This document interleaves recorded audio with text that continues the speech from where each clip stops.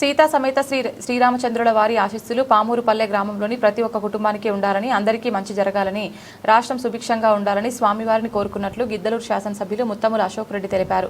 మార్కాపురం జిల్లా కొమరోలు మండల పరిధిలోని పామూరుపల్లె గ్రామంలో నూతనంగా ఏర్పాటు చేసిన సీతారామ సమేత లక్ష్మణ హనుమాన్ విగ్రహాల ప్రతిష్ఠా కార్యక్రమాన్ని 3 రోజుల నుండి గ్రామంలోని రామాలయంలో అంబవరపు రమణారెడ్డి వారి కుటుంబ సభ్యులు మరియు గ్రామ పెద్దలు, ఆలయ కమిటీ వారు అంగరంగ వైభవంగా నిర్వహించారు. మండలం నుండి భారీగా మహిళలు, పురుషులు, చిన్నారులు, భక్తులు పాల్గొని విశేష పూజలు నిర్వహించారు. ఈ కార్యక్రమంలో ఆయన వెంట సంజీవరెడ్డి, బోనని వెంకటేశ్వర్లు యాదవ్, యువ నాయకులు చలిచీమల శ్రీనివాస్ చౌదరి, ఇతర ముఖ్య నాయకులు, కార్యకర్తలు, ప్రజలు పాల్గొన్నారు.